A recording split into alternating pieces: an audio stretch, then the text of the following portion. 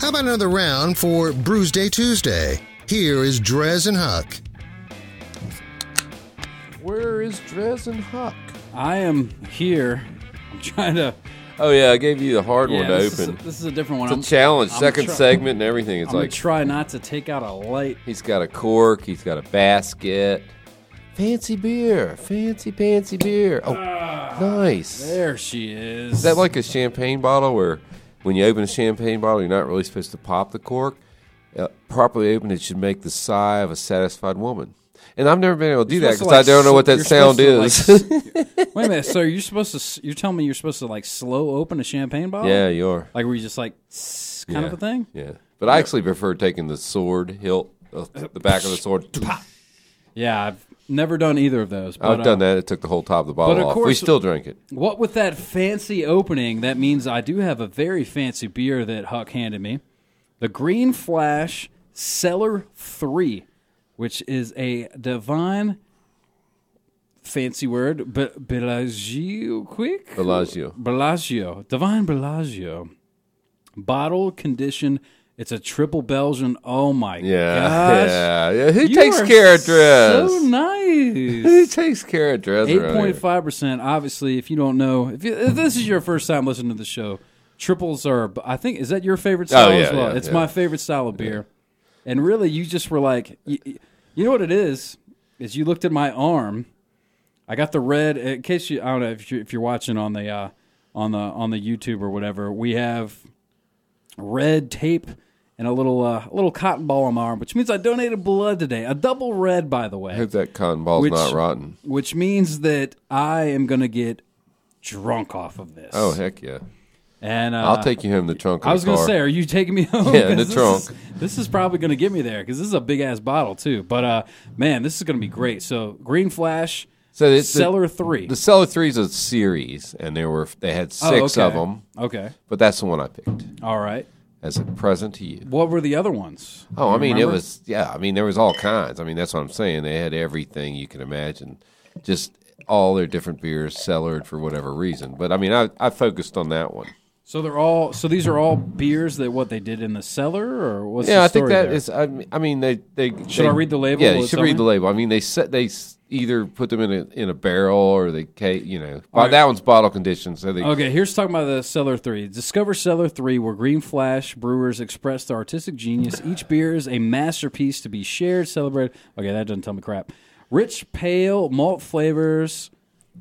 Provide a solid base for zesty, blah, blah, blah, blah, blah.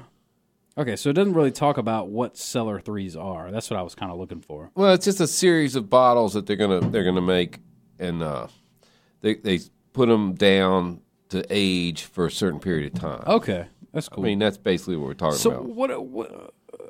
And one of them's a double stout aged in oak. So they bottle it and then they put it in the cellar. Different to things. age? Some of them they put in a barrel to age. That one says it's bottle conditions, which means they didn't force carbonate it. They put some extra sugar, yeast in there, and they put it away. That's why it's got the big top and the cage on it. Yeah, look at the fuzz on that. Yeah, thing's highly carbonated, which is a good triple. Well, so here's the thing. So, I mean, do you know how long they leave them down there? Because, I mean, I thought the whole rule of thumb is with beer, the quicker you drink it, the fresher it is. Oh, no, not at all. What are you talking about, not at all? Okay, so, Budweiser, Miller. Most beers, you don't want them lingering. No, an IPA, you can linger. Some people say no, but most IPAs you can linger. I think but stouts and porters, people are aging them for years. Why? All right, wine, liquor, that's all good.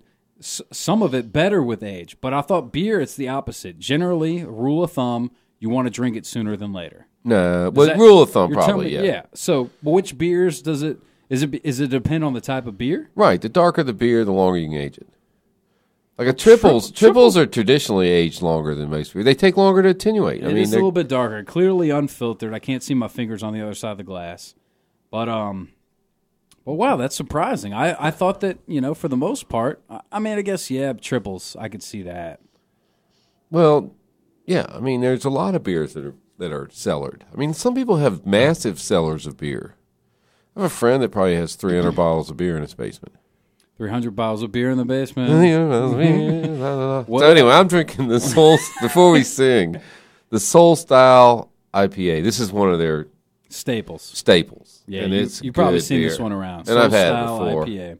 Yeah. Speaking of style, your style and profile, man. Look at that. Oh, yeah, well, I was shirt. at the beach. Yeah. Right? This is my beach shirt. That's your... If you're going to go to the beach, you got to wear a beach shirt. You've got beer on it and everything. Yeah. And got beer on it and beer on it. And then you do the green flash. Right. Okay, so the green flash, we talked about that. No, we haven't. That's what I want to know. We talked about that we're going to talk about. You don't know what the green flash is. I don't know. I mean, is it something with... I mean, obviously, when I think of flashing, you know what I think of. Well, it is. But a green flash, that's got to be... That's something Okay, special, so if you're on a ship or on a shore and it's looking west, when the sun sets... and the water is smooth and the air is clear, as it goes down at the very end of the sunset, the rainbow the lights of the rainbow go through, slowly but surely, and they disappear. And the last one left is the green. And if you're looking at the sunset at the very moment that it drops below the horizon, if you're very, very lucky, you will see a bright flash of green light. I've seen it once at Key West. All right, I have a couple things. Okay. One, a sunset is different than a rainbow. Well, Rainbow you get when there's rain. Well, I was using the rainbow example because the rainbow separates the colors. Roy G. Biv. Right. But that's the other thing. You're saying the last thing in the rainbow is not green. It is on the flash. On the green flash. That's the last Roy thing. G. Biv V is violet. Violet. You're not seeing violet because it's dark. You're getting the G. So you're getting the middle of the rainbow. I don't know about that. But you don't know anything. Related to the refraction of light and the sun setting. You're just a little opposite on this segment. No, I'm just trying to figure it out, man. I'm inquiring minds, you know? So you have it's to be usually looking, so you have to be you're saying you have to watch the sunset looking towards the west. So this has got to be a West Coast thing. Got to be a West Coast thing. But actually, I was going to go for it. Actually, normally this is done when people cross international date line. They have a big ceremony. They go out there. They cross the date line. They have to lose their shell, and they see the green flash. And that's a perfect crossing. If you don't get that, then you're going to have bad luck for 7 years. Or a mirror. I don't know.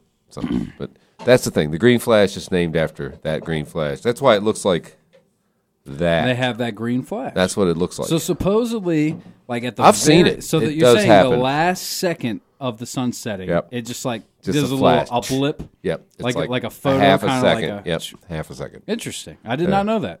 There's people who've seen a bunch of them. I've only seen one. I've tried to see it. When and where did you see it? Key West.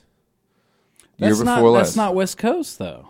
Key West is pretty west. Well, I guess it's out there in the water, and so you can get away with it. And we almost missed it because there's all these people sailing around, all these tours. Those bastards. You're out there with like 1 million people. Get out of the way. On the I'm square, right? This This big old catamaran's going by. I'm like, no! I'm knocking people over. But I mean, you're packed in there. There's like 1 million people there drinking beer. Well, that's good to know. There you go. That's a good name for a brewery. I like it. Green Flash, yeah. You know what else I like? What? This fucking... This, wow, I got a quick grab on that. That's a first. That's great triple over here. Great triple. Wow. How good is it? It's like $5,000 fun so good. Bleeping good. No, this is fantastic, dude. I'm going to go ahead and untap it, and you know what I'm going to do? I know what you're going to do. I don't need to spitball it. This is triple. This is the best kind of beer there is. This is made from people that know how to make good beer. It's a big, hearty bottle. You'll be happy you got your hands on it like I am right now. This is a 5 if I've ever had one. You've ever had one, so you would know. I have. I would know.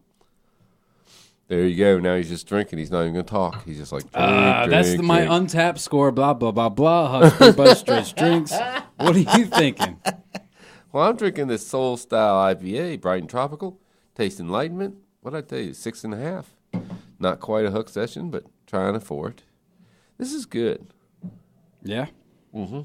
You know, you said that's a readily, that's one of their staples. It's around. I don't know if I've had that one or not, honestly. I'm actually, I just, not to digress, but I usually do, is, we've got some big beers on the shelf here, like Ballast Point's got 23 beers on every shelf. I don't see a lot of Green Flash up here. No, really, it's Southwest Virginia. Somebody needs to be bringing that stuff in. To me, I always see the blonde and that like passion fruit. Right, one. they had 30 beers. I'm not a huge fan of. They had a barley wine. It was Yeah, we need some of that up here in Southwest Virginia. Come some, on, yeah, Green Flash. Bring it down. Anyway, I'm going to give this bad boy a 4.5. All right, because this is a go-to soul style IPA. IPA is my main gun in my stable. The IPA, yo. You know, gonna drink it. All right, well there you go, man. Some Green Flash, and so you highly recommend you get out there. It was a cool definitely go. There? Yeah, good scene. I was there like on a Wednesday afternoon at 4. That's probably the best time to go. Well, there was still a bunch of people there, but I mean, yeah, I bet you get up there on the weekend when they got the bands playing and the, you know, I actually sat with one of the employees. He bought me a beer. They were very nice. Bought me a beer, told me his dad was in the Navy, and that's where we were talking about the Green Flash and the turtle shells and all. Cool. It was a good conversation. Everybody I chatted up. So go check out Green Flash over there in next time you're in Virginia Beach. And real quick, I guess we will preview, Valentine's Day next week. We're going to give it a little different twist. You excited for the VD? Yeah, well, it's going to be more about some people's Valentine's Day aren't as good as others next week. So look into that. Come see us. I think next week will be a fun show. Let's just put it that way. Well, Huck, as always, man, I appreciate you coming in. All right. Huck's Beer Buzz on everything. The .com and Gmail. Everything. Gmail. On type in Huck's Beer Buzz wherever you go. There you are. We're going to take a quick break, and we'll get back to the tunes right here on 105.3 The Bear. Stick around.